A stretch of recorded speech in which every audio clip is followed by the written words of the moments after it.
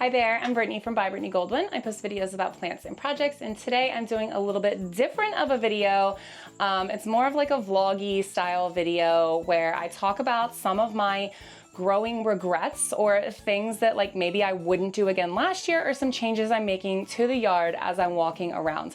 When I did my summer garden tour, I was thinking like, I should probably do a video about these grasses, and I should probably do a video about these GMO purple tomatoes that I grew and my thoughts on them. And then I thought like, no one really wants to sit through a video about those specific things, so I'm going to cover them all in this video. 5, maybe 6 things that I either regret growing, I won't grow again, or I regret planting in the first place because they're going to be a huge pain to take out. So let's get started. Okay, here's the first thing that I definitely regret planting this year. I love planting marigolds all around my garden. I have some really, really gorgeous marigolds over here. You can see this one looks really nice on the edge of the bed. I've got this one down here by this bed. I've got this one, which has gotten quite large, but that's okay. This one too is large, but it is kind of containing itself to the corner of this bed. However, I got some free seeds this year from a seed swap, and this is probably the only free seed that has burned me this year. This right here is a marigold. It is a very, very tall marigold, and this might actually look like it is planted right here. It is actually planted right here in the corner of this bed because I did not know it was a super tall, long, and lanky marigold, unlike the other ones I have. So like, I'm gonna show you guys exactly how big and out of control this thing is. Here, let me put down the camera. Okay, so how big this thing is, I am about to pull it out, but it is like completely grown into my catmint here. It is going to be kind of a disaster to pull out. And because it is like so long and lanky, the stems break so easily. So I've had this all over the garden, and I've been pulling off these random stems.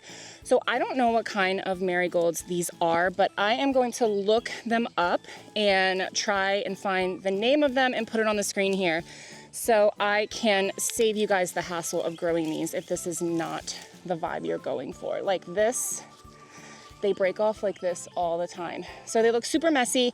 And you know, as you can see looking at the plant here, like they do not bloom nearly as prolifically as my smaller French marigolds. Oh, see that whole giant piece.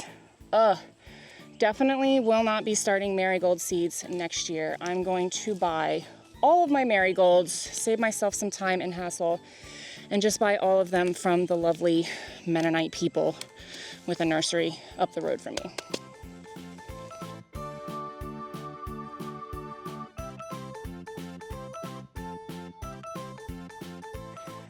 The second thing that I regret planting isn't necessarily something that I regret planting because I love this plant. I have it all over the yard. But it's something that I regret planting in this spot. And you saw it in the shot that I was just showing you guys pulling out that large, tall, scraggly marigold. It is this catmint right here. So I absolutely love catmint. This one is big, it is overgrown, it is encroaching into the pavers, and I love it. I love it right here. It fills out this spot really, really beautifully. I love how many beneficial bugs it attracts. I love how it's shading out and covering the ground. But this one right here is just, I don't like it where it is because it means that I can no longer step over into this area of the garden just because it has gotten way too big. So when you're planting something like a catmint, you need to think about access. I'm always talking about access when planting your gardens.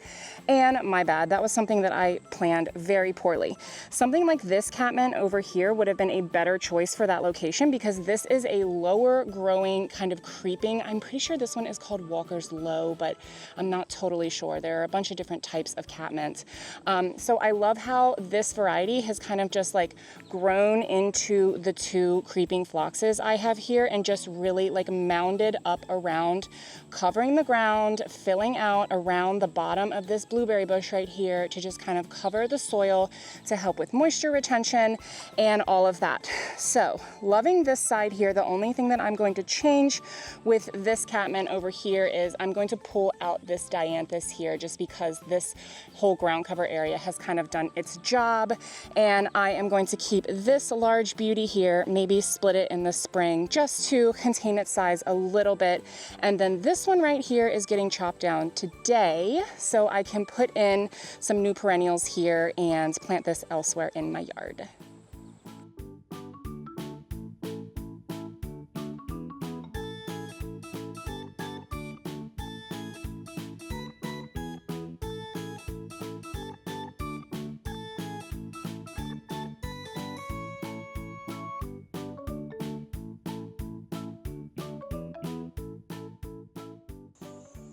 Okay, this one breaks my heart to say, but I wouldn't say I regret growing this one, but I would say that I am a little bit disappointed in the results of this one.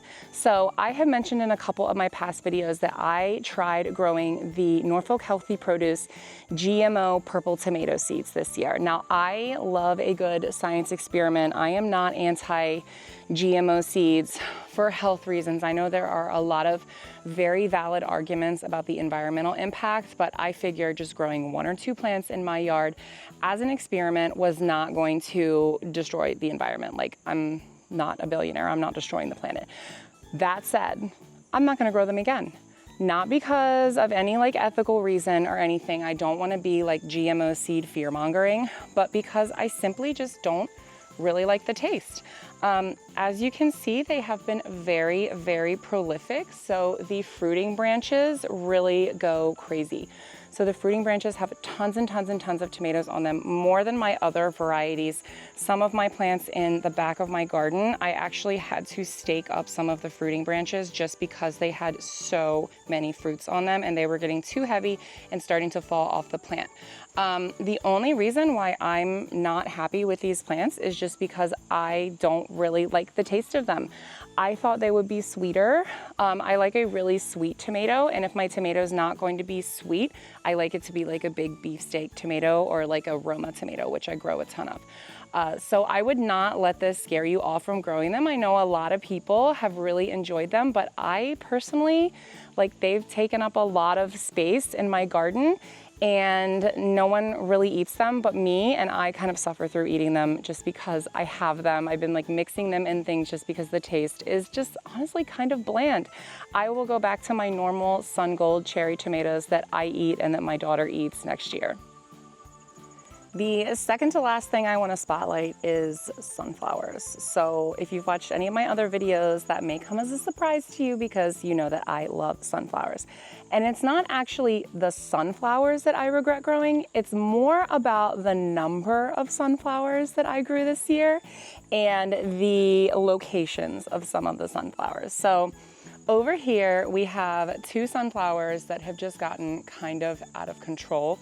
This one is pretty much being solely supported by my cattle panel trellis, and I've been putting off taking it down because it's just going to be such a job that I'm scared to take it on. So I have been putting it off and putting it off.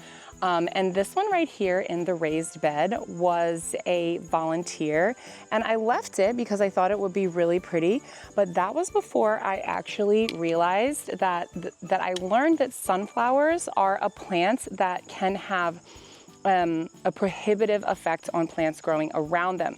So there is something in the sunflower plant and its roots that when it is growing, it can prevent other plants from being successful around it.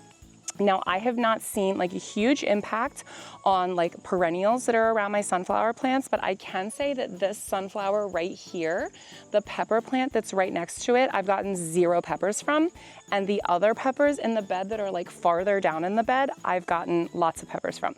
So I know that's only a sample size of 1, but I think I kind of screwed myself there by leaving a sunflower in the bed right here, right next to growing some of the peppers. I also have another sunflower over in my in-ground beds. It's right next to some strawberry plants and a little eggplant transplant that I popped in there. And the eggplant never got more than like 4 leaves on it, despite, you know, being cared for exactly the same as all of my other eggplants. So I have to say that that's probably the reason for that one as well. I definitely want to look into this a little bit more to see exactly how far I should be planting sunflowers from different things so I don't make this mistake again next year. And the last growing regret I'm going to spotlight this year is these grasses. So these are morning light miscanthus grasses. They have a lot of common names, and I didn't put these in this year, but they are definitely going to be this year's problem because we have to take them out this year. We're either going to be taking them out this fall after we chop down all of the foliage, or we're going to be waiting until the spring to dig them up before they really start resprouting for the year. So these are super beautiful grasses. I love them up here framing the patio, but they have grown really, really large in this space.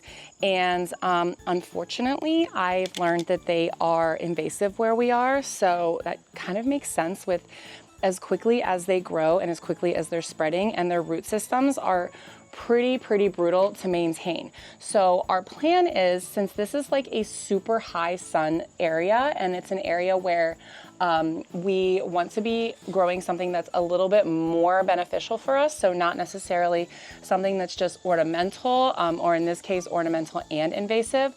I'm thinking about maybe putting a large trellis there and doing a kiwi vine instead, but I'm sure that these grasses are going to be a major regret when we are in the trenches digging them out, because I know that I've tried to dig up some of them as they've spread, and they are such a hassle to dig up. Like, the root systems are insane. So let this be a lesson to you. Really research anything that you're putting in your yard. It's okay to make mistakes and like learn and do better, but it is going to be a huge regret of ours when we are digging these things out this year to replace them with something else. And that's about it as far as my regrets go this year. I think gardening is all about trying and seeing what works for you and adjusting when it doesn't, and knowing that you're probably going to change your needs over the years when you're gardening in your own space, just as your family's needs change and your preferences change. So I hope you guys found this helpful. If you have any gardening regrets, let me know, or recommendations about any of the things that I've mentioned, especially the sunflower thing. If you know any more about that or have any practical experience with that, drop it in the comments below. Otherwise, until my next video, happy planting.